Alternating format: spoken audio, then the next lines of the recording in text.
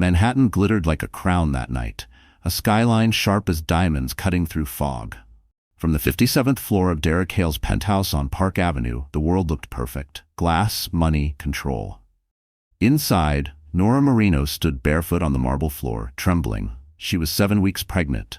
Derek called it a complication. She called it her baby. Sloane Pierce, Derek's assistant, or maybe his secret, walked in carrying a glass of water and a tiny Tiffany blue pill box. She set it down gently on the table beside a single rose.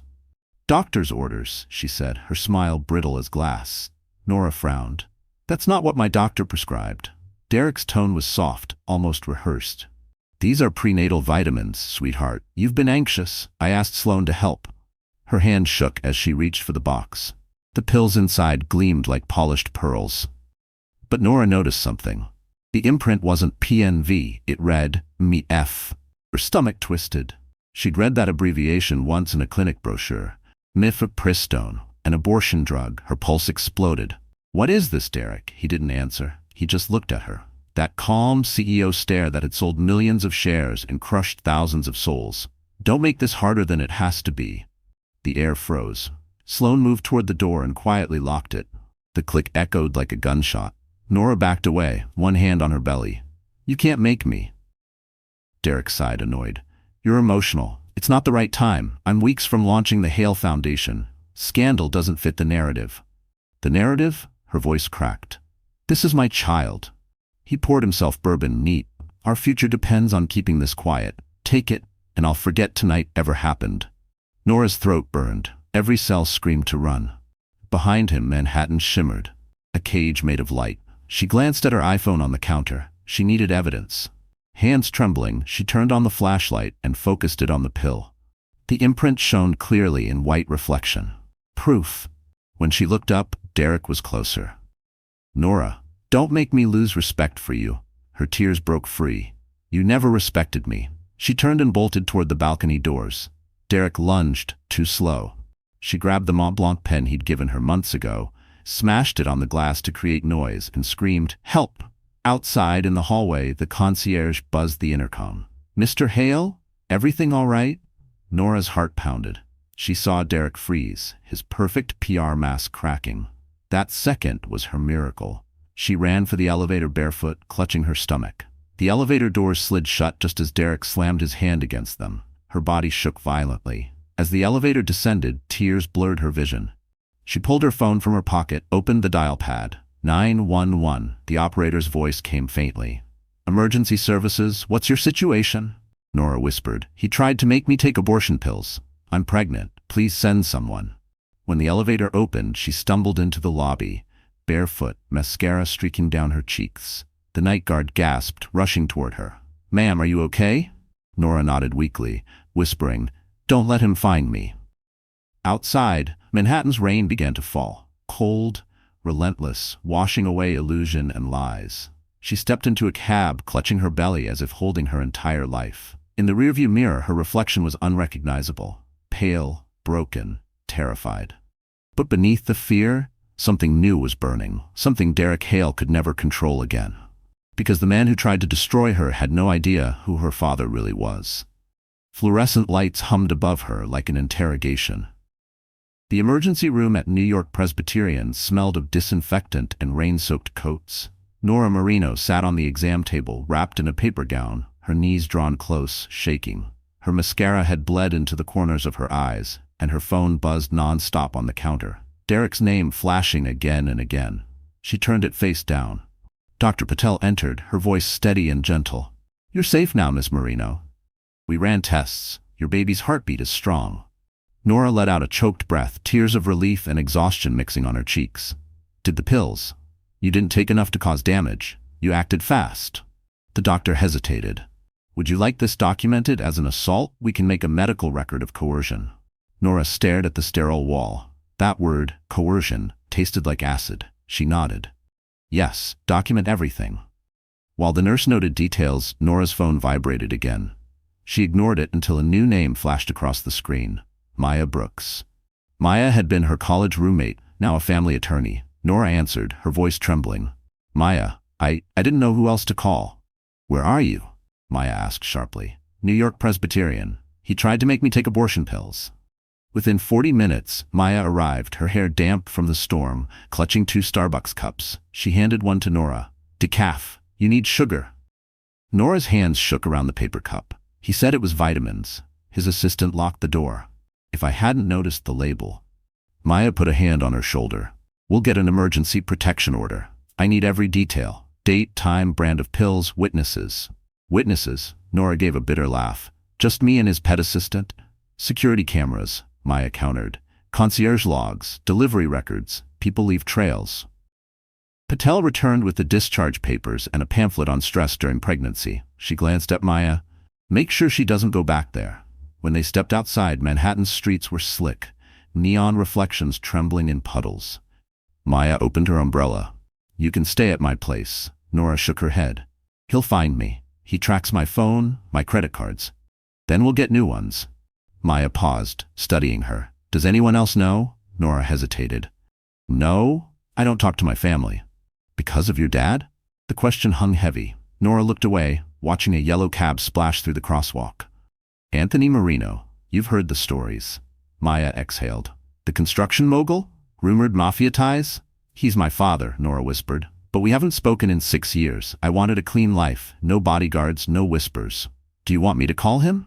No. Nora's answer was immediate, almost panicked. He's intense. He handles things his way. I can't let him fix this the way he fixes everything else. Maya studied her, then said softly, sometimes you don't get to choose the kind of protection you need. They reached Maya's car, a modest Toyota parked under a flickering streetlight. Nora climbed in, feeling every bruise of the night in her bones. She stared at her reflection in the window, her face pale and unfamiliar. I'm scared, she whispered. Maya started the engine. Be scared later. Right now, be smart. As the car merged onto the West Side Highway, Nora glanced back at the skyline. Derek's penthouse still gleamed like a blade in the distance. She wrapped both arms around her belly, whispering to the small heartbeat inside her. We survived tonight. But deep down, she knew survival wasn't enough. She would have to fight, and the one man who could help her was the one she feared most. Her own father. By dawn, Manhattan was already buzzing. News vans idled along Park Avenue, their antennas pointed toward the clouds. Inside his glass-walled penthouse, Derek Hale sat shirtless at a white marble desk, scrolling through his MacBook Pro while sipping black coffee. His reflection glimmered against the skyline like a ghost. He didn't see a criminal. He saw a man cleaning up a mess. Get me control of the narrative, he told his publicist, Leo Stanton, over speakerphone. Leo's voice crackled, already drafting a statement. We'll paint her as emotionally unstable, maybe postpartum depression from a fake pregnancy. The public loves a redemption arc if we make her look troubled but brave. Good, Derek said. Bury it fast. Across the table, Sloane Pierce scrolled on her iPhone, smirking. Should I post something soft, maybe a wellness quote? Healing starts with truth. It'll look subtle. Perfect, Derek replied. And wear the Cartier bracelet I gave you. It screams stability. Within minutes, her photo went live, her hand holding a green juice, the caption innocent. But by breakfast, gossip blogs had turned it into a headline. Billionaire Derek Hale's girlfriend shares cryptic post amid ex-assistant's meltdown. The machine was moving. Derek leaned back, muscles tight under his robe. This will fade by noon. The internet forgets. But the internet didn't forget. It multiplied.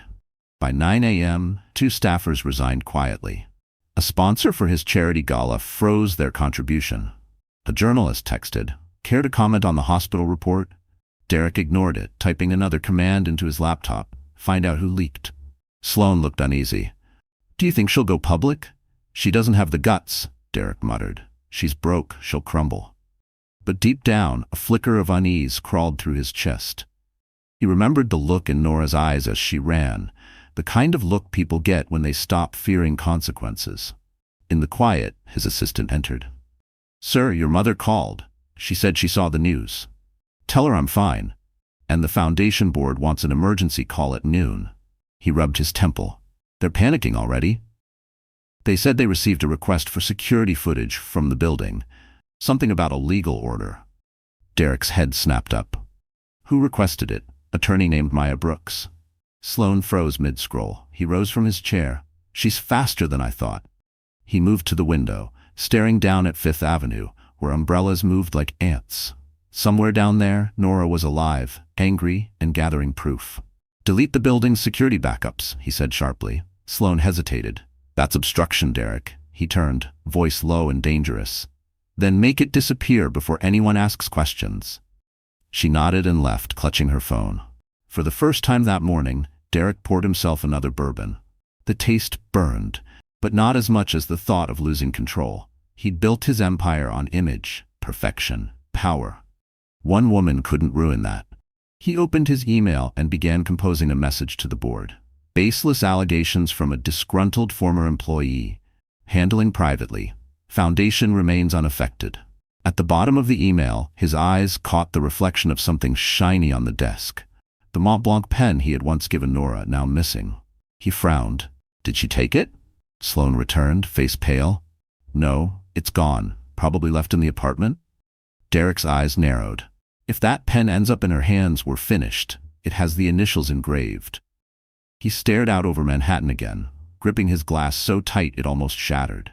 Because for the first time in years, Derek Hale realized the one thing he couldn't manipulate was the truth. And Nora Marino had just begun to use it. Rain still clung to the city when Nora stepped out of the cab in front of her West 74th Street apartment. Her clothes were wrinkled, her hair damp from the storm, and her spirit torn between fury and fear. She used her phone flashlight to climb the dim stairwell, each creak echoing through the silence. Inside her apartment, the air smelled of old coffee and lavender candles. It had always been her safe place. Tonight, it felt like a cage. Her roommate, Leah, gasped when she saw her. "Oh my God, Nora, you look... What happened?" Nora didn't answer right away. She dropped her purse on the counter, shaking. "He tried to kill my baby." Leah froze, her hand covering her mouth. "Derek?" Nora nodded, tears spilling. "He called them vitamins. He said it was for stress." Leah hugged her tightly, whispering, "You're safe now." But Nora knew safety didn't exist anymore. Derek had money, lawyers, PR soldiers. He would erase her story before sunrise if she stayed quiet. Her phone buzzed again, unknown number. She turned it off completely. "I need to gather evidence before he buries everything." Leah blinked. "What evidence?" "Security footage, pharmacy receipts, messages from his assistant." She opened her laptop and started typing. "He's going to claim I'm unstable. I need to prove I'm not." The apartment door knocked softly. Nora froze, heart pounding. Leah whispered, "Don't answer." But it was Elena Park, her boss at the nonprofit, holding an umbrella and a takeout bag from the Korean place on Columbus Avenue. Elena was in her 40s, calm but fierce, always dressed in clean neutrals. "I saw your name on Twitter," she said quietly. "You're trending." "I came as soon as I could." Nora's voice cracked. "He's turning me into a headline." Elena set the food down, her tone firm. "Then we turn the headline into evidence." She placed a folder on the table. Inside were copies of Nora's HR forms, Derek's charity donation records, and photos from galas where he introduced Nora as the woman behind his success. He can't erase the paper trail. Nora's breath steadied. "Why are you helping me?" Elena looked straight at her. "Because I've been you once." That sentence hung heavy. Nora didn't ask for details. A moment later, Maya Brooks arrived, carrying her laptop and a small black notebook. "I filed for an emergency restraining order," she said. "Judge will sign it by morning, but we need proof he intended harm." Nora handed her the pill bottle she'd hidden in her coat pocket. "This," Maya examined the imprint. "Perfect. Chain of custody starts now." She sealed it in a plastic bag and labeled it. "We'll subpoena the pharmacy next." Elena added, "And I'll handle your leave from work. Officially, you're on medical rest. Unofficially, we're protecting your income." Nora felt something shift, like the ground beneath her was stabilizing for the first time in days. She took a deep breath. "I'm done hiding," Maya nodded. "Then this is your line in the sand." The three women sat around the kitchen table, city lights flickering through rain-streaked windows. Nora opened her laptop again, typing a single email. "To whom it may concern. I will not be silenced." She attached the ER report, time-stamped photos, and a scan of the pill. When she hit send, her hands trembled, but her eyes didn't. Elena smiled faintly. "You just became very dangerous to a very powerful man." Nora exhaled. "Good. Let him be afraid for once." Outside, thunder rolled across the skyline. Because tonight, Nora Marino stopped running and started fighting back. 6 months before the night everything collapsed, Manhattan glowed with champagne lights. The Hale Foundation's annual gala filled the ballroom of the Ritz-Carlton with glittering gowns, crystal chandeliers, and whispered ambitions. Nora Marino had never felt so out of place in her life. She was a public relations coordinator who grew up sharing bedrooms with cousins, not someone meant to drink Veuve Clicquot beside billionaires. But Derek Hale had made her feel chosen. He'd sent a black Mercedes S-Class to pick her up that evening. "You're my guest of honor," he'd said on the phone. "Wear something that says Future Mrs. Hale." At the boutique, his card had already been left on file. The saleswoman handed her a Dior gown, champagne silk, delicate straps. It fit like a dream and like a trap. When Derek arrived to escort her into the ballroom, he looked every inch the magazine cover. Tailored tuxedo, Cartier watch gleaming, smile rehearsed for investors. His arm slipped around her waist, firm, proprietary. "Breathe," he whispered. "You're representing me tonight." At first, she thought it was affection. Then she noticed he corrected everything. The angle of her smile, the way she held her glass, even how long she should laugh. "Smile softer," he murmured when she greeted a donor. "You look desperate." Later, when she spoke to a journalist about the charity's children's fund, Derek interrupted smoothly. "She's still learning the ropes." Laughter followed, polite and poisonous. Nora laughed too, because that's what women did in rooms like this. Sloane Pierce arrived near midnight. Derek introduced her as our strategy consultant. Her gown shimmered silver, her perfume heavy. She leaned in too close when she spoke to Derek, and he didn't move away. Nora caught the glance between them, a flash of something unspoken, maybe already decided. When she tried to excuse herself to get air, Derek's hand tightened on hers. "Stay by me, it looks better." Hours later, outside the hotel, her feet aching in stilettos, Derek draped his jacket over her shoulders. "You were perfect," he said. She smiled faintly. "I felt like a mannequin." "That's part of the job," he replied. "You're not like the others. You're calm. You make me look good." It was the first time she noticed the shift, from love to image, from care to control. Over the next months, small things changed. He bought her a new phone and said, "Use this number for me only." He introduced her to stylists who understood his vision. He deleted her social media, saying, "Privacy keeps you valuable." When she protested, he'd stroke her hair, voice low. "Don't make drama, Nora. I hate messy women." The phrase would stick in her head like glass splinters. Once, she found a message on his iPad from Sloane. "I'll book the suite under my name." When she confronted him, he laughed. "You're overreacting. Sloane's part of my team. Don't embarrass yourself." She'd believed him. Or maybe she wanted to. Because when he wanted to, Derek could make the world stop. He'd take her to the River Cafe under the Brooklyn Bridge, order her favorite pasta, watch the skyline shimmer, and say, "You deserve everything." His eyes would soften, his hand warm against hers, and for a moment she'd forget the cold distance that followed. He had a gift for making cruelty sound like love. And every time she doubted, he'd whisper, "Trust me, Nora. I know what's best for us." She wanted to believe that. She wanted to be safe inside the life he built, until she realized it wasn't a home at all. It was a stage, and she was only a prop in Derek Hale's performance. The city was gray when morning broke, washed in a thin drizzle that made everything blur. Rooftops, traffic lights, faces. Nora Marino sat on a bench in Central Park, a paper cup of cold coffee shaking in her hand. Her phone felt like a brick in her pocket. She'd been staring at one name for 10 minutes. Dad. She hadn't called that number in 6 years. Anthony Marino, construction magnate, former man of shadows. To some, he was a reformed businessman. To others, he was still the ghost who ruled with iron and silence. To Nora, he was the man who terrified her as much as he loved her. Her breath came shallow. Maya's words echoed from last night. Sometimes the only protection you get isn't the one you choose. She finally hit call. The line rang once, twice. Then a voice, gravelly and unmistakable. "Who's this?" Her throat tightened.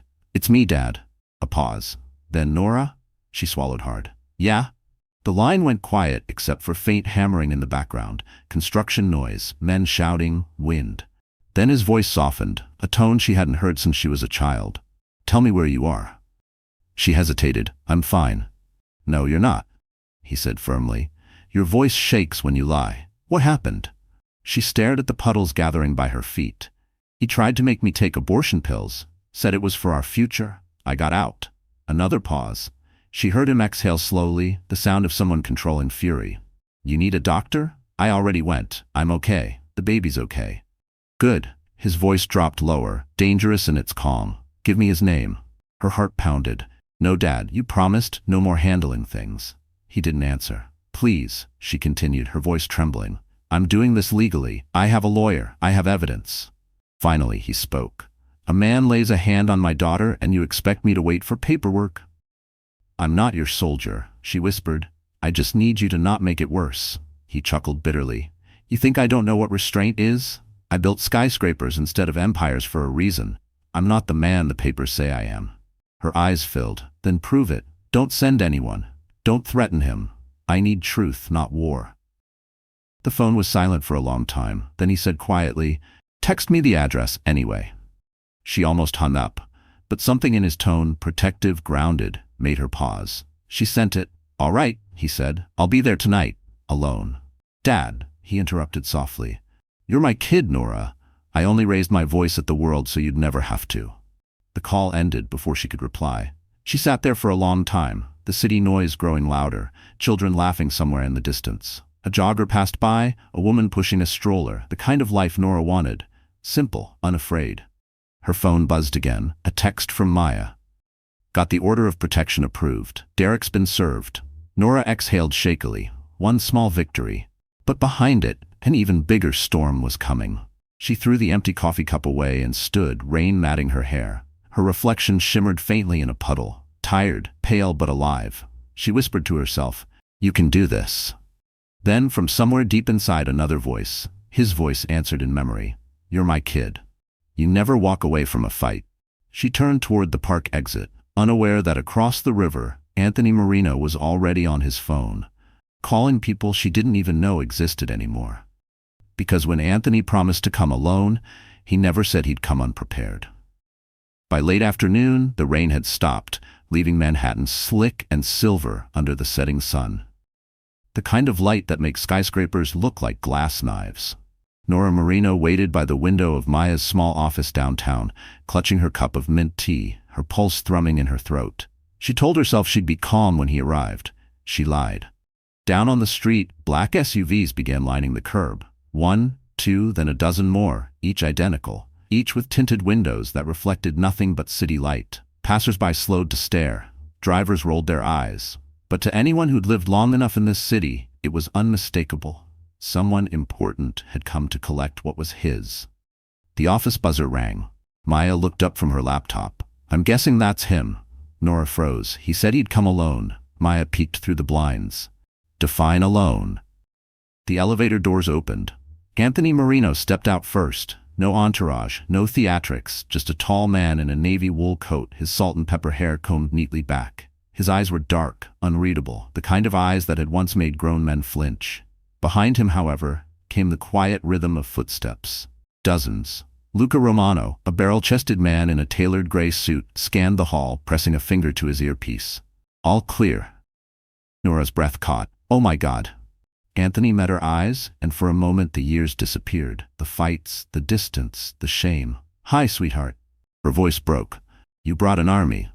He shrugged slightly. Executive protection. All licensed. Paperwork filed. That's 100 men, Dad. 87, Luca corrected gently. Maya tried not to stare. This is highly unusual. Anthony turned toward her, expression neutral. You must be the lawyer. Thank you for helping my daughter. You'll get whatever resources you need. I don't cut corners on family. Maya cleared her throat. We're handling this legally. We already have the emergency order signed. Anthony nodded once. Good. Then we'll follow the law. But I want to see the man's face when he realizes money can't bury this. Nora stepped closer, shaking her head. You promised. No threats. He smiled faintly. Not a threat, a presence. There's a difference. He reached into his coat pocket and handed her a folded photo, the sonogram Maya had texted him that morning. You did this alone. You don't have to anymore. Her eyes filled. You don't have to protect me like this. He looked away, jaw tightening.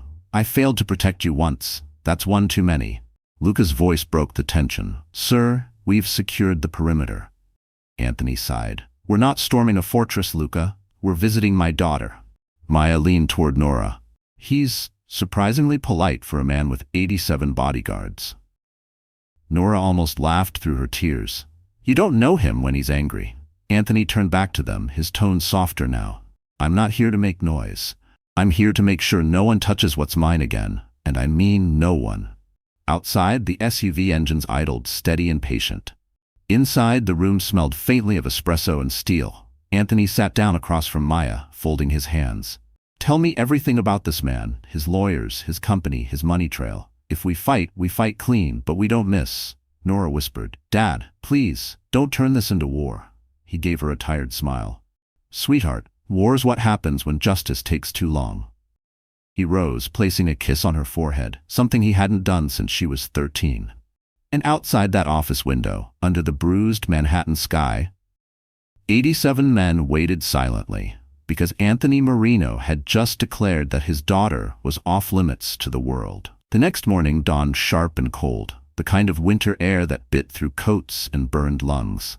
Nora woke in Maya's guest room to the hum of printers, voices, and the faint smell of espresso. It wasn't chaos, it was strategy. Downstairs, Anthony Marino had turned the small law office into a command center. Laptops glowed, papers stacked like ammunition, and men in suits moved with quiet precision. Maya glanced up from her desk when Nora entered. Sleep? Nora shook her head. Barely. Anthony looked up from the conference table, glasses low on his nose. You don't need sleep for what comes next. You need proof. On the wall behind him, documents covered a whiteboard. Timeline of events, text messages, and Derek Hale's public statements. Every lie was mapped in red marker. Luca entered holding a folder. We've confirmed the building still has security footage from that night. The HOA can't release it without a subpoena, but Maya's filing now. Maya nodded. And I've drafted a preservation letter, forces them to keep every frame intact. Anthony's lips curved into something between approval and pride. Paper bullets. The best kind. Nora sat beside him, staring at the stacks of documents. I thought I was powerless. You were, he said simply. Now you're not.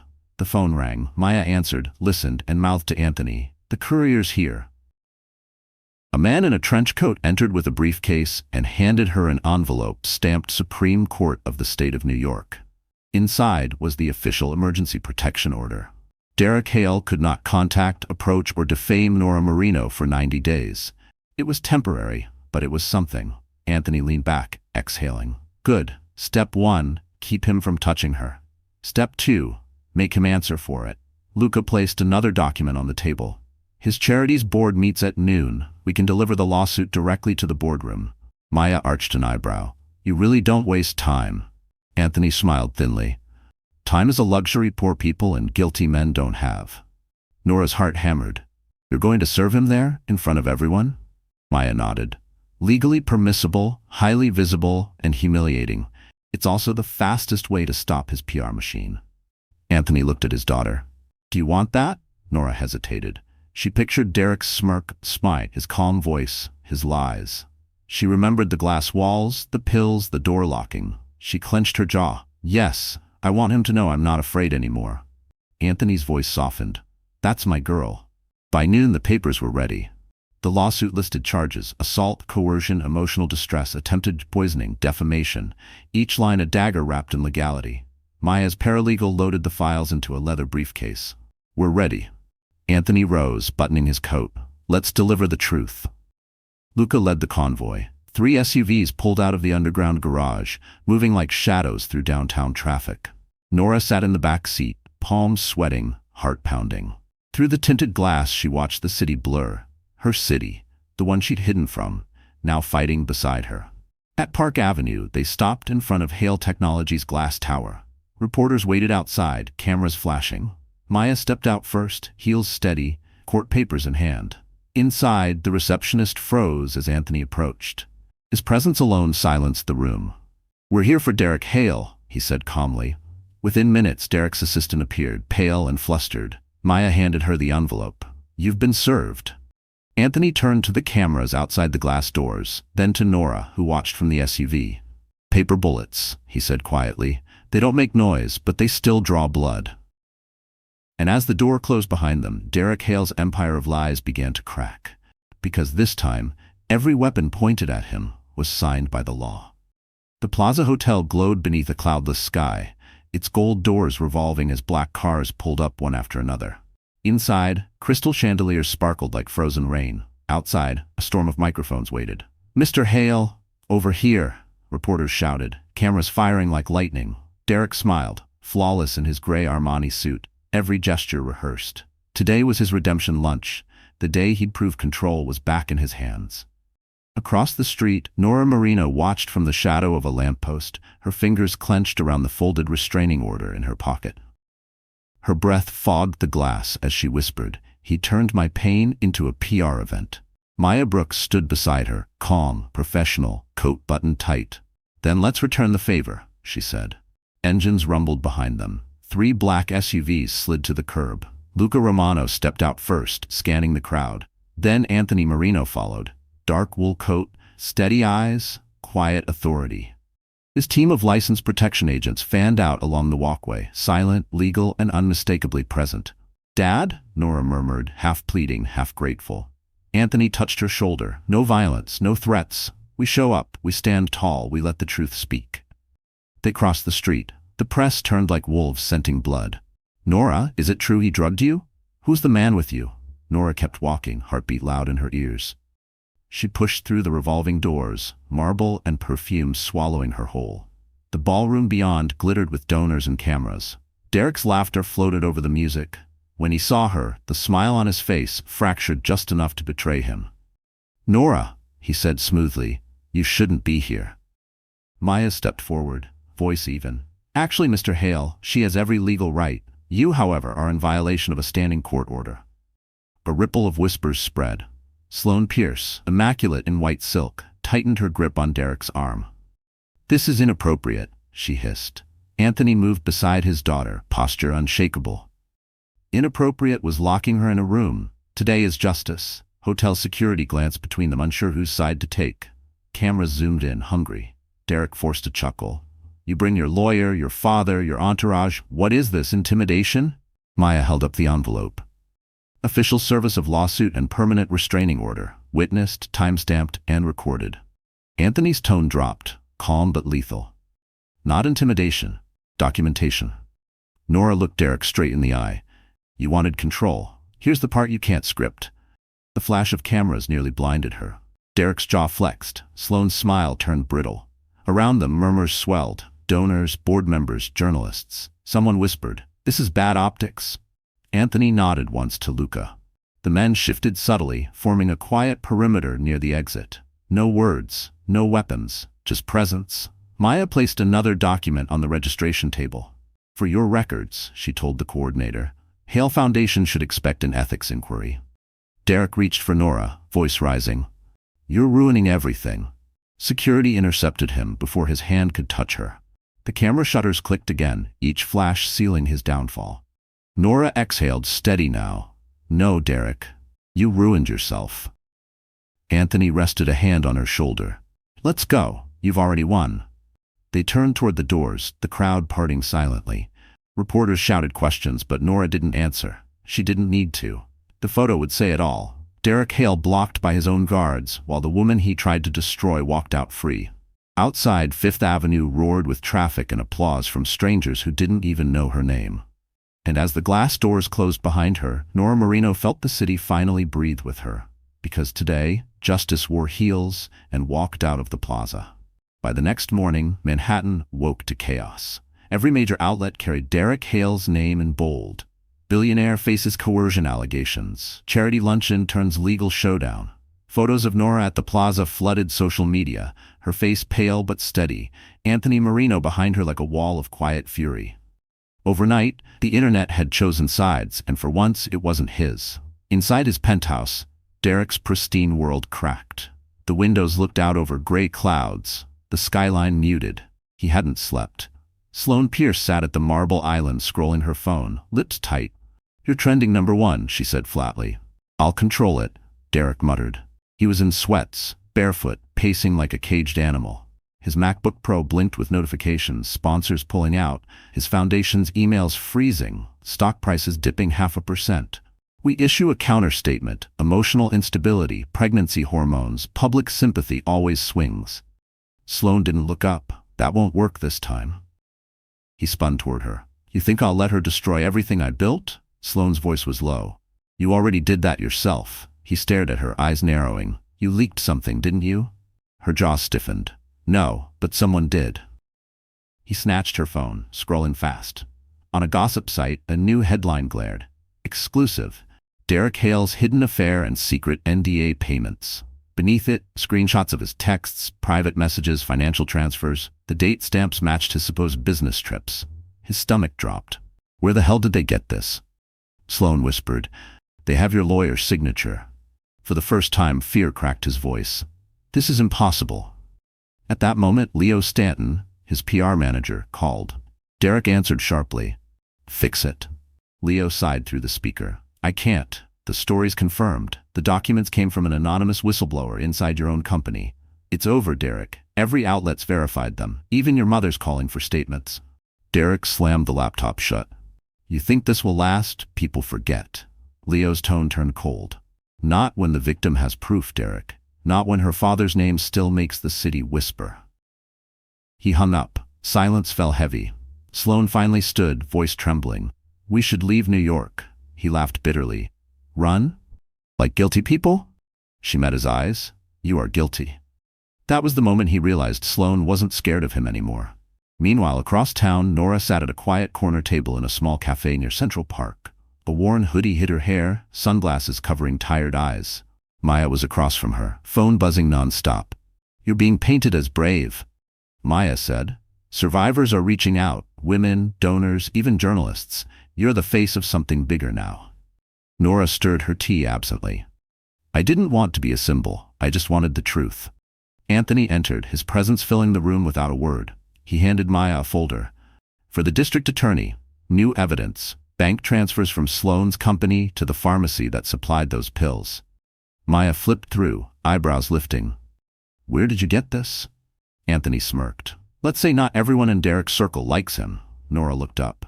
So he's done? Not yet, Maya said. But close. Once this goes public, he'll lose everything that kept him powerful. Anthony placed a hand over Nora's. That's justice, sweetheart. Not revenge. Outside, the first snowflakes of winter began to fall, melting on the window pane. For the first time, Nora didn't feel cold. Across the city, Derek's phone buzzed again. A new notification.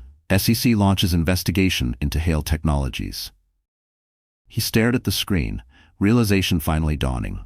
Because the moment Derek tried to bury the truth, it turned into the weapon that would bury him instead. The next day dawned gray and sharp, the kind of Manhattan morning that smelled of metal and burnt coffee. At Hale Technologies' headquarters on Wall Street, the glass tower no longer gleamed, it loomed. Derek Hale arrived early, face hidden behind sunglasses, his suit immaculate but his confidence fractured. He walked through the lobby where employees whispered, screens flickering with headlines he couldn't escape. SEC investigation expands. Hale Technologies under scrutiny after coercion scandal. Investors pull out as whistleblower emails leak. The elevator doors opened to the 42nd floor. Inside the boardroom, 12 directors sat waiting. No smiles, no greetings, only silence thick enough to choke on. Gentlemen, Derek began, voice steady but strained. I assume we're all here to address the situation. The chairman, Arthur Keene, tapped his Mont Blanc pen against a folder. We're here because the stock dropped 7% overnight. Because your personal scandal has become a corporate liability. Derek adjusted his cufflinks. The allegations are false. Arthur's eyes were cold. The footage says otherwise. Derek froze. Footage? Another director slid a tablet across the table. On the screen, grainy but clear, Derek's penthouse hallway camera showed him arguing with Nora, Sloane locking the door, the moment Nora ran out barefoot. The timestamp matched the ER report. Someone leaked this, Derek muttered, jaw tightening. This is invasion of privacy. Arthur leaned back. No, this is accountability. Sloane sat quietly in the corner, invited as consultant. She looked smaller than usual, her perfect hair undone. Derek glared at her. Did you do this? She didn't answer. Arthur cleared his throat. Our legal team advises we suspend you as CEO pending investigation. The Foundation Board already voted unanimously. Your access to company systems will be terminated by noon. The words landed like bullets. Derek forced a smile. You think you can strip me out of my own company? I am Hale Technologies. Arthur stood, steady and unafraid. Not anymore. You're a risk, and investors don't bet on risks. They replace them. The room went silent. For the first time in years, Derek Hale had no control. He looked around the boardroom, the glass walls he designed to symbolize transparency, now feeling like a cage. Outside, reporters swarmed the street below. Cameras pointed upward, waiting for him to fall. Sloan finally spoke, voice quiet but clear. You told me she'd never fight back. Derek turned slowly. You betrayed me. She shook her head. I survived you. The words hit harder than any accusation. Across town, Nora sat in Elena Park's office, wrapped in a soft cashmere shawl. She hadn't slept, but she looked steadier. On the desk lay a folder of Hale Technologies press releases now outdated. Elena smiled faintly. You know what's beautiful about truth? It doesn't need PR. Nora gave a tired laugh. I never wanted any of this. Elena poured coffee into 2 mugs. None of us do, but some stories write themselves when people like him think they own the pen. Back at the tower, Derek stormed out of the boardroom, ignoring security's polite escort. He ripped off his badge, threw it on the marble floor, and shouted, You'll regret this. No one looked up. Outside, flashes exploded as he stepped into the cold. For the first time, the cameras weren't his allies. They were witnesses. Inside his limousine, he called his lawyer. We'll fight back, he hissed. But even as he spoke, another headline appeared on the ticker outside the stock exchange. Hale Technologies names interim CEO amid criminal inquiry. Derek's reflection in the window looked smaller, blurred, almost unrecognizable. Because when power is built on lies, the first truth that leaks doesn't just break the story, it breaks the man. The ocean wind rolled through the dunes of the Hamptons, salt and chill mixing with the scent of pine. Nora Marino stood on the balcony of her father's beach estate, wrapped in a thick gray sweater that once belonged to her mother. For the first time in months, there was silence. No sirens, no reporters, no flashing cameras, just waves crashing against the shore and the steady beat of her own heart. Anthony Marino watched her from the doorway, hands in the pockets of his wool coat. You can see the city lights from here on clear nights, he said. But sometimes it's better not to look. Nora turned slightly, her face calm but distant. I used to think New York was the only place where real life happened. Now it just feels like noise. He stepped beside her, eyes on the horizon. Noise fades, character doesn't. She gave a soft laugh. You sound like you're quoting something. Maybe I am, he said. Old habits. I used to read those motivational books your mom liked. Atomic Habits, The 48 Laws of Power. Never made me a saint, but they stuck. She smiled faintly, watching the waves. You've changed. I had to, he replied. After your mother died, I swore I'd build something clean. No shortcuts, no blood, but people never forget who you were before. She turned toward him. I didn't forget either. He nodded slowly, accepting it. I don't blame you. For a long moment, they stood in silence, listening to the surf. Then Anthony said, You've got one decision left, Nora. Do you want to stay quiet and safe, or go back and finish this? She looked down at her hands, fingers trembling slightly. I'm tired, Dad. I know. He reached into his coat pocket and pulled out a small box. Inside was an old Rolex, gold worn thin, scratched at the edges. It was your grandfather's. He said a watch is a reminder that every second counts. But you don't wear it to show off. You wear it to remember why you're fighting. She stared at it, emotion thick in her throat. I can't take this. He smiled faintly. Then hold on to it for now. When you're ready, give it to your kid. Tell him time's worth more than money. She slipped the watch back into the box and closed it carefully. You really think I can win? Anthony's eyes softened. You already did the moment you stopped letting fear drive you. Inside the house, Luca entered carrying 2 mugs of hot cocoa. Sir, the attorney from the DA's office called. They're moving forward with the criminal investigation. Anthony nodded. Good. Let them handle it. We stay legal. Nora looked up, surprised. Legal? From you? He chuckled. Even I can evolve. Later that night, as the fireplace crackled, Nora sat at the long oak table reading the latest court documents. The numbers, the filings, the jargon. It was all exhausting. but every line carried her closer to closure. She typed notes on her MacBook Air, determined not to let lawyers or headlines control the story anymore. Elena Park called from Manhattan. "The board reinstated your position," she said. "Full pay, full benefits, and they're donating part of next month's gala to domestic abuse charities." Nora's eyes stung. "That wasn't necessary." "Yes, it was," Elena replied. "Because your story made women speak. You turned pain into purpose." After hanging up, Nora stepped outside again. The moonlight painted the sand silver, waves glowing faintly like breathing light. She whispered into the wind, "I'm not running anymore." Behind her, Anthony's voice carried softly. "Then it's time to go home." Because healing wasn't hiding, it was walking back into the city stronger than when she left it. The city had thawed when Nora returned, winter light bouncing off wet sidewalks. She wore her old wool coat, the one with a missing button, and carried no entourage this time. Just Maya, a folder full of subpoenas, and quiet determination. They were headed to a small pharmacy on the Lower East Side. Ordinary brick building. Green awning, nothing that screamed crime scene. But inside those walls lay the thread that could unravel everything. Maya parked the car and looked at her. "You ready?" Nora nodded. "I've been ready since the night he locked that door." Inside, fluorescent lights buzzed overhead. The place smelled of antiseptic and peppermint. Behind the counter stood a young man in a white coat, eyes darting nervously as they approached. His name tag read Calvin Ortiz, pharmacy technician. Maya introduced herself calmly.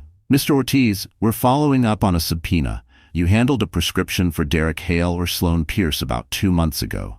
We'd like to ask a few questions." He swallowed hard. "I already told the police everything." Maya set down her leather briefcase. "Actually, you didn't. The police didn't have the court order we have now." She slid the paper across the counter. "You're protected by whistleblower law." Calvin's hands trembled slightly as he unfolded the paper. He looked at Nora, eyes full of guilt.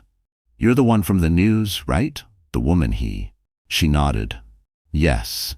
He took a deep breath. "Look, I didn't know at first. The order came through under a doctor's account we thought was legit. It said prenatal supplements. I filled it with the stock we were told to use. But then the manager..." He stopped, glancing around. "She said it was a private client, said to swap the labels before delivery." Nora felt her stomach tighten. "Who was the client?" Calvin hesitated, then lowered his voice. "Sloane Pierce. She paid cash. She even came in herself once, said it was urgent for Mr. Hale's fiancée." Maya's pen flew across her notepad. "Can you verify that with receipts?" Calvin nodded slowly. "I can, but I'm scared. My manager told me if I talk, I'll lose my job, or worse." Nora leaned forward gently. "You won't lose anything. What you do today could save someone else. That's worth more than any paycheck." He looked at her, something in her voice cutting through his fear. "You really think this matters?" "It's the difference between truth and silence," she said softly. He exhaled shakily. "All right?" He disappeared into the back room and returned with a small box of archived records. "Here. Signed receipts, batch numbers, delivery logs. I kept copies because it felt wrong." Maya smiled faintly. "You just became the most important witness in Manhattan." Outside, they stepped into the bright cold air. Nora leaned against the car, hands shaking, not from fear, but relief. "We have it. Actual proof." Maya nodded. "A direct purchase linking Sloane to the pharmacy. That's conspiracy. That's criminal intent." Nora stared at the skyline ahead. "He thought he could erase me, but he left fingerprints on every lie." Back at Anthony's office, Calvin's records were scanned, notarized, and uploaded to the DA's portal by evening. The evidence chain was clean, airtight. When Anthony arrived, Luca handed him the folder. The pharmacy rolled over. "We got the connection." Anthony nodded slowly, pride flickering in his eyes. Then the walls start closing in. Nora sank into a chair, finally exhaling. "He's going to see it on the news, isn't he?" Maya smiled. "He'll see it in court first." And for the first time, Nora realized the truth didn't need to shout, because sometimes the quiet voices, the frightened ones, were the ones that brought monsters down. The first Sunday of May dawned crisp and golden, sunlight spilling over the brownstones like honey. Fifth Avenue shimmered with families, mothers clutching flowers, kids with balloons, the city briefly soft for once. Nora Marino walked among them quietly, a plain navy coat over her growing belly. Her court date was 3 weeks away, But for one morning, she wanted to feel like anyone else. She wanted peace. She stopped outside the Cartier boutique, where glass cases glittered like frozen stars.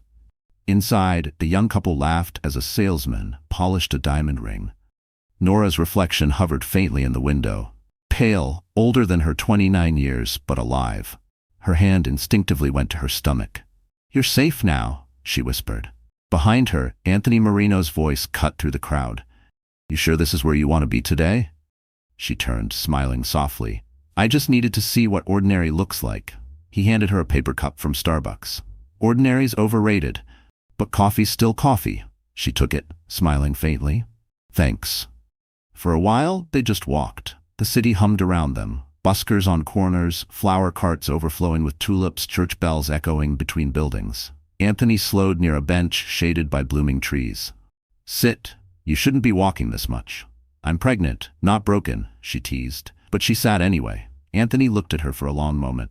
"You ever think about telling the kid about me? About who I was?" She hesitated. "Someday. But not the bad parts. Just that you built things. That you stood up when others didn't." He chuckled. "That's generous." She smiled. "It's true." Silence lingered. Then Anthony cleared his throat. "Do you want me there at court?" Her eyes met his. "I think I do. Not because I need protection, but because I need family." He nodded, eyes glistening. "Then I'll sit second row, hands folded. Promise I won't say a damn word." "Thank you," she whispered. Just then Maya called. Nora answered, and her lawyer's voice buzzed through the line. "We got the pharmacy tech's sworn affidavit. The DA's adding criminal charges. They'll announce Monday morning." Nora's chest tightened. "It's really happening." Maya paused. "Derek's lawyers will go scorched earth, but they can't bury evidence this solid. Stay steady." After the call, Nora leaned back, overwhelmed. Anthony watched her carefully.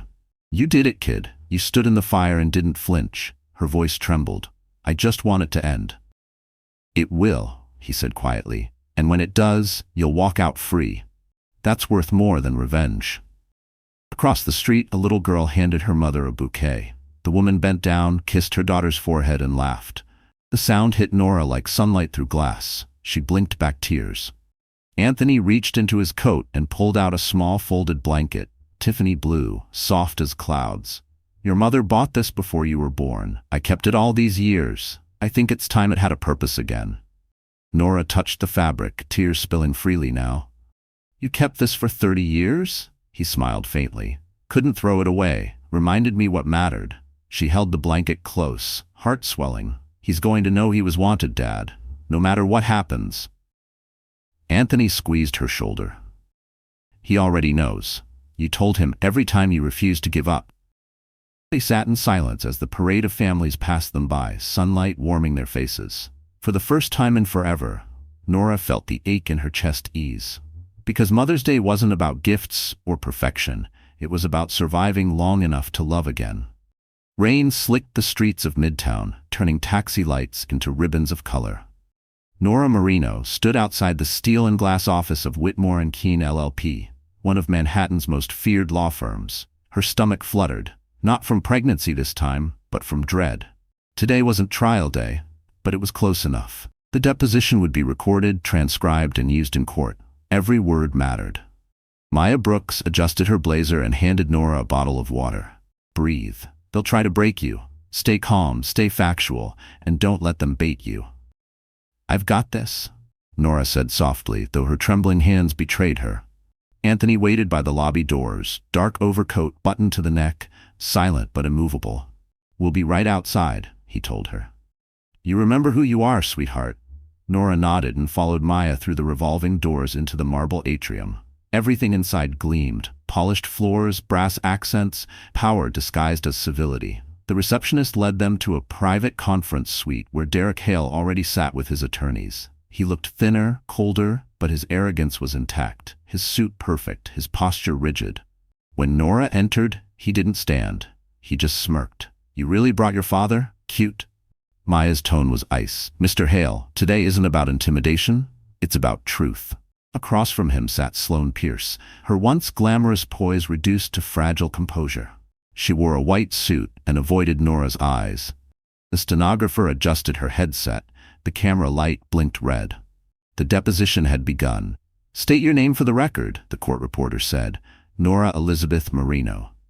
Maya started with foundation questions: how long she'd known Derek, how they met, the timeline of their relationship. Nora answered clearly, voice steadying with each detail. But then Derek's lawyer, a silver-haired man with a rehearsed smile, leaned forward. "Miss Marino, isn't it true you suffered from anxiety and mood swings during your employment at Hale Technologies?" "I experienced stress," she said evenly, "mostly caused by Mr. Hale's controlling behavior." "So you're admitting instability?" he pressed. She met his gaze. "I'm admitting I was human." A flicker of irritation crossed the man's face. Maya slid a photo across the table, an image of the pillbox, time-stamped. "Miss Marino, can you identify this item?" "Yes, that's the container Derek handed me. He said it held vitamins."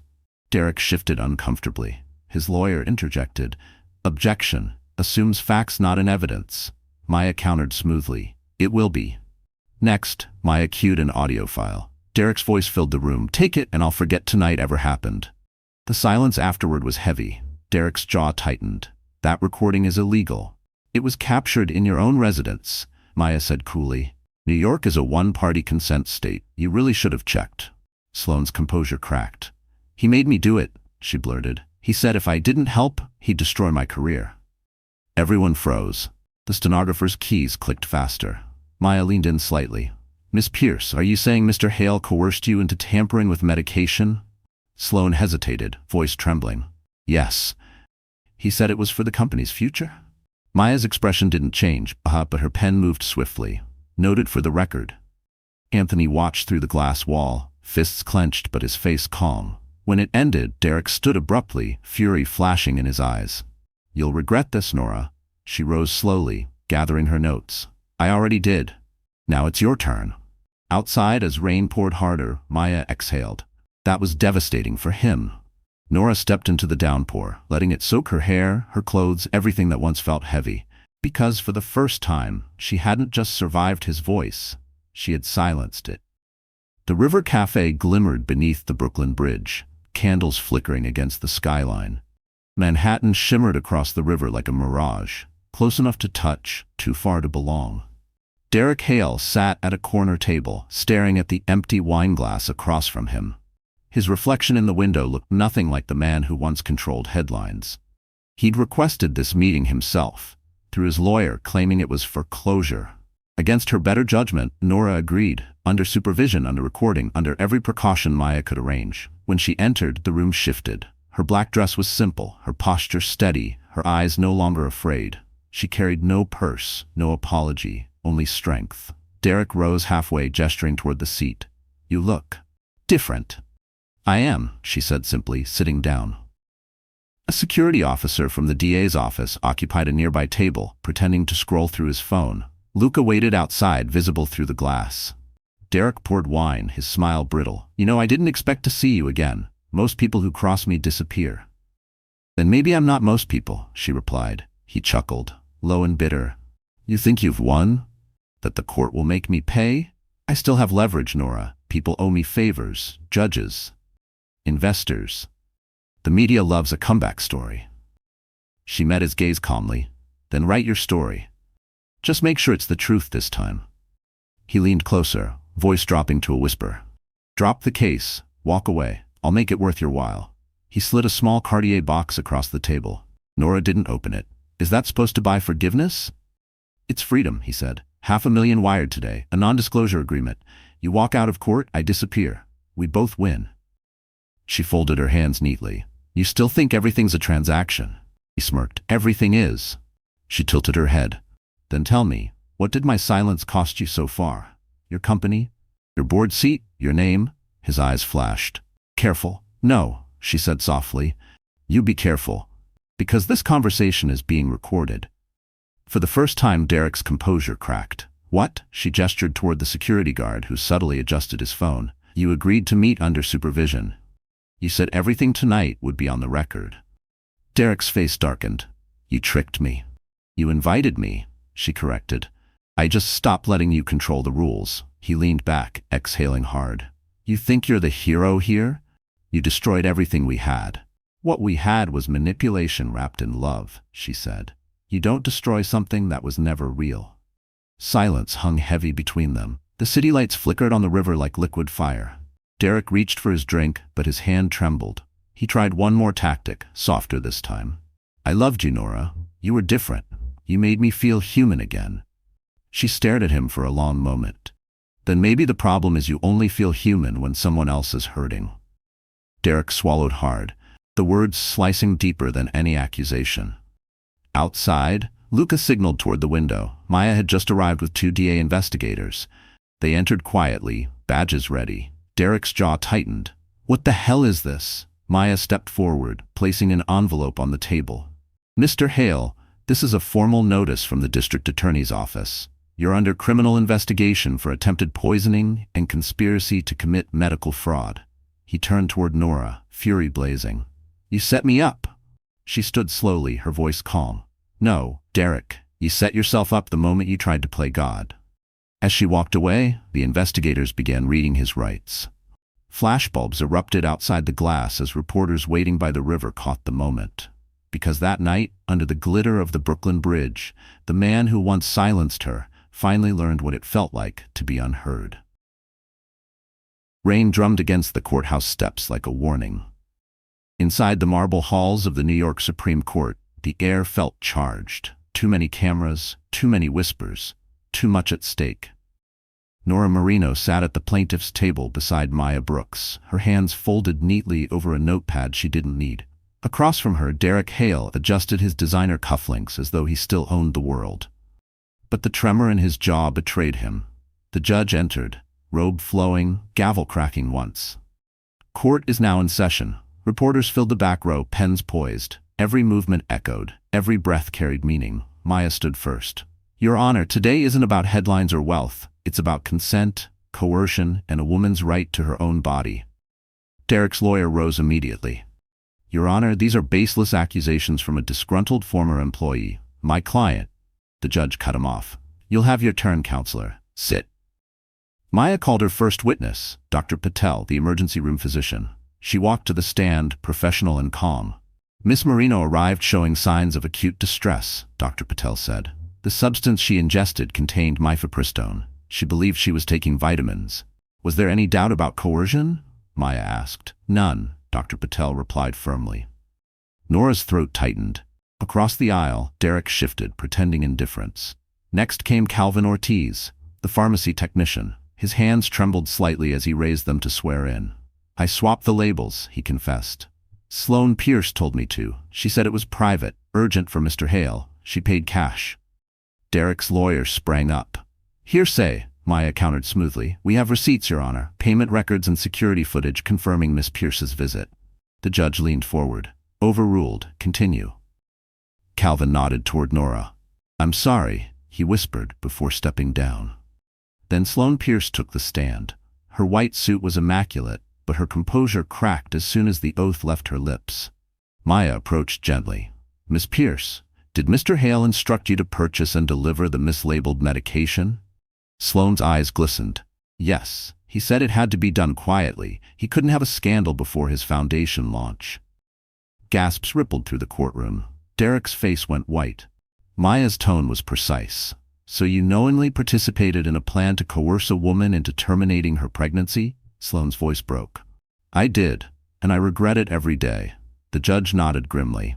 Let the record reflect that statement. When it was time for Derek to testify, the courtroom held its breath. He straightened, smoothing his tie. I never forced her, he began. She misunderstood. Everything between us was consensual. Maya's eyes didn't waver. Including giving her medication without consent? He smiled coldly. There's no proof I handed her anything. Maya pressed play on an audio clip. Derek's voice filled the room. Take it, and I'll forget tonight ever happened. The sound echoed like thunder. Derek froze. His lawyer's face drained of color. Maya leaned on the podium. No further questions. The judge glanced toward the jury. We'll reconvene for closing arguments after recess. As everyone rose, Derek muttered, This isn't over. Nora turned, meeting his glare with steady calm. It already is. Outside the courthouse, Anthony Marino stood under an umbrella, waiting. When Nora stepped into the rain, he wrapped his arm around her shoulders. You spoke your truth, he said. No one can take that back. She nodded, exhaling the fear that had lived inside her for months. The cameras flashed, but this time, the light didn't hurt. Because in that courtroom, for the first time, power didn't belong to the loudest man. It belonged to the truth. The courthouse buzzed like a beehive when the jury returned. Reporters crowded the steps, umbrellas clashing under the gray Manhattan sky. Inside, the air was so tense it felt like glass, ready to shatter. Nora Marino sat at the plaintiff's table, her heartbeat thudding in rhythm with the rain. Across from her, Derek Hale adjusted his tie with trembling fingers. For once, he didn't look powerful. He looked cornered. The bailiff called the room to order. All rise. Judge Alvarez entered, face unreadable. The jury foreperson stood, paper trembling slightly in her hands. In the case of Marino versus Hale, we, the jury, find the defendant liable. A hush swept the courtroom, then a gasp. Derek's eyes went wide, disbelief cutting through his practiced calm. The foreperson continued, voice firmer now. Liable for coercion, intentional infliction of emotional distress, and distribution of a controlled substance without consent. Maya Brooks exhaled slowly beside Nora. Anthony, seated 2 rows behind, closed his eyes and whispered, finally. The judge nodded. Damages awarded $3.5 million in compensatory relief, plus punitive damages to be determined by the state. Derek surged to his feet. This is insanity. His lawyer tried to pull him down, but he yanked free. She's lying. She set me up. Judge Alvarez's gavel cracked like thunder. Mr. Hale, you will control yourself in this courtroom. Sloane Pierce sat silently at the defense table, tears streaking her flawless makeup. She knew what came next. The DA's separate case, the subpoenas, the headlines. As cameras clicked, Derek slumped into his chair, sweat gleaming on his forehead. His empire, his image gone in a single sentence. Outside, the storm finally broke. Thunder rolled over lower Manhattan. After adjournment, the DA's investigator approached Maya quietly. The criminal inquiry moves forward next week. With Sloane's testimony, we'll have enough for attempted poisoning. Maya nodded. Send the paperwork to my office.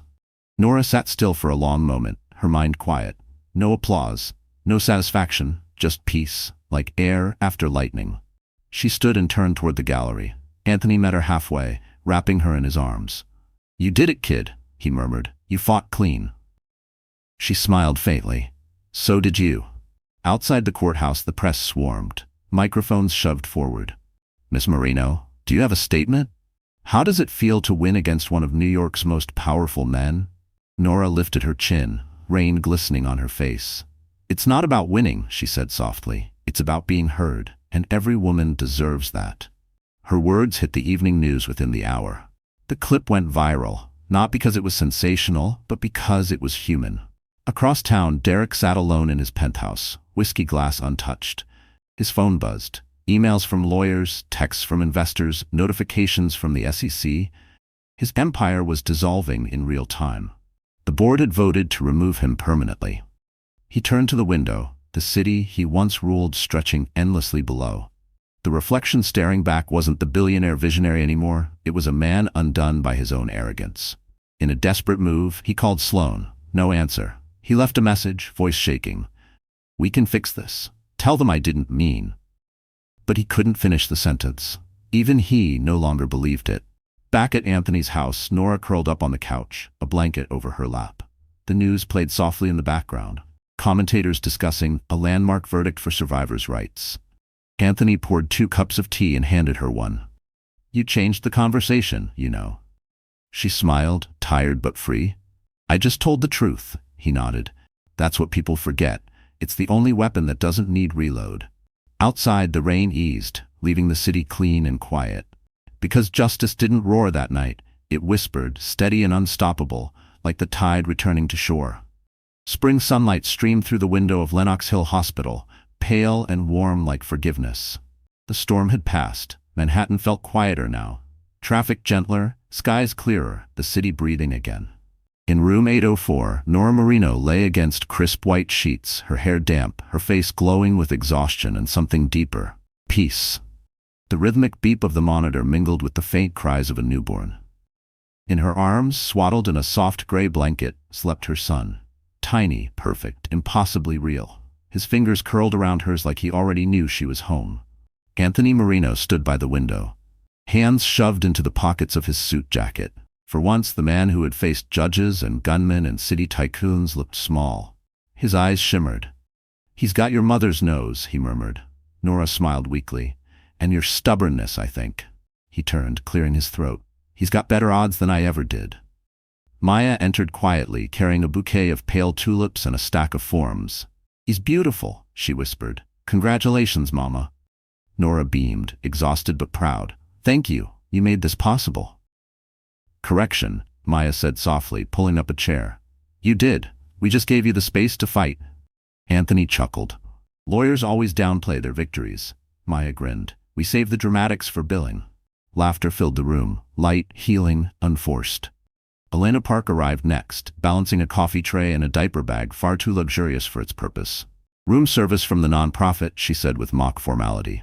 "Also, your office insists I tell you your desk is waiting whenever you're ready." Nora blinked in surprise. "I thought I was on leave until September." "You are," Elena replied, "but we framed your photo from the plaza hearing. It's hanging by the front desk. Women walk in and ask for the lady who fought the billionaire." Nora shook her head, laughing softly. "I didn't fight a billionaire. I fought fear." Anthony looked at her, pride softening every line on his face. "That's what your mother used to say. Fear only wins if you give it silence." Maya leaned forward. "You need to choose a name for him before the nurse threatens to do it for you." Nora looked down at her son. His tiny chest rose and fell, peaceful, unaware of the war that had brought him here. "Luca," she said finally, "after the man who never left my father's side." Anthony smiled, eyes wet. "He'll be honored." The nurse entered to check vitals, humming softly as she adjusted the IV line. Outside the window, Central Park bloomed, green returning, life restarting. Nora traced her son's cheek with her thumb. "You were wanted," she whispered. "You are safe." Anthony stepped closer, his large hand hovering uncertainly over the baby. "Can I?" "Of course," she said. He took the child gently, arms surprisingly steady. The tough exterior melted away in an instant. "He's so small," he murmured. "How can something this small make everything else feel right again?" Nora's eyes filled. "Because he's ours. Not by legacy, not by money, just by love." Anthony bent down, kissing his grandson's forehead. "Welcome to the world, Luca. You've got fighters watching your back." Maya quietly gathered her things. "I'll let you rest," she said softly, squeezing Nora's hand before leaving. As the door closed, sunlight hit the hospital floor, bright and gold. The city outside buzzed faintly, alive again, unafraid. Nora leaned back, watching her father cradle her son. 3 generations, 1 room, 1 promise. The past didn't define them anymore. Because after every storm, life begins again. And this time, Nora Marino's story started with a heartbeat, not a headline. The ballroom of the Ritz-Carlton glowed with soft amber light, chandeliers reflecting across polished floors. The air was elegant but different tonight. Less vanity, more purpose. The annual Women Forward charity gala was underway, its banners lined with names of donors, survivors, and advocates. Cameras flashed, laughter rippled, and a quiet sense of change floated through the room. At the center table sat Nora Marino. She wore a simple navy gown, her hair swept back, a silver pendant glinting against her collarbone. No diamonds, no extravagance, just grace. In her lap rested a small envelope, her speech, folded and refolded so many times it felt like part of her hand. Maya Brooks stood nearby, chatting with Elena Park and Anthony, who looked wildly out of place in a tuxedo, but endured it for his daughter. Luca, now 6 months old, slept peacefully in his stroller beside the table, wrapped in the same Tiffany blue blanket that had once made Nora cry. When the host called her name, Miss Nora Marino, recipient of the Courage Through Justice Award, the crowd rose to its feet. Applause thundered through the ballroom, echoing off marble and crystal. Nora froze for a heartbeat, then smiled and stepped onto the stage. The microphone hummed softly as she began. "A year ago, I was terrified of this city," she said, voice steady. "I thought power was something you had to be born with. I thought silence was safety. I was wrong." The room fell utterly still. She continued, her words calm and clear. "When someone tried to take away my choice, I thought my life was over. But I learned something. Truth doesn't need money. It doesn't need fame. It only needs courage and the people who refuse to look away." Her eyes drifted to the audience where Anthony sat, his expression a mixture of pride and awe. Maya smiled softly beside him. I stand here not as a victim, Nora said, but as a mother, a daughter, and a voice for every woman who has ever been told to stay quiet. We are not burdens. We are not scandals. We are proof that strength can grow out of ruin. Applause broke out again, quieter this time, emotional, respectful. She unfolded her last line, handwritten in shaky ink. To my son Luca, you'll hear stories about your grandfather, about me, about battles we didn't choose but had to fight. I hope you never have to fight them yourself. But if you do, remember, kindness is not weakness, and courage isn't loud, it's steady. Tears shimmered in the crowd. Elena dabbed at her eyes. Even Anthony, stone-hearted Anthony, cleared his throat and looked away. Nora smiled, her gaze lifting toward the chandeliers. Thank you for letting me prove that light doesn't break when you drop it. It refracts. The applause this time was deafening. After the ceremony, the band began playing soft jazz. Waiters glided between tables with trays of champagne. Nora stood near the balcony, looking out at Manhattan's skyline. The same skyline that once terrified her now glittered like an old friend. Anthony joined her, holding 2 glasses of sparkling water. You did good, kid, he said quietly. She laughed softly. You're wearing a bow tie, Dad. That's the real miracle. He smirked. Don't tell anyone. I've got a reputation to protect. Maya approached, raising her glass. To endings that aren't really endings. Nora clinked glasses with her. To beginnings that come from truth. From the stroller, Luca stirred, eyes fluttering open. Nora leaned down, kissing his forehead. Let's go home, sweetheart. You've already changed the world just by existing. As they left the ballroom, the camera lights followed for a moment, then faded. Outside, Fifth Avenue shimmered under street lamps, taxis gliding by like golden ghosts. Because that night, Nora Marino didn't walk out as the woman who survived him. She walked out as the woman who rewrote what survival looked like. So that's it. Our story has come to an end. Hey, my amazing friends, you're still here, aren't you?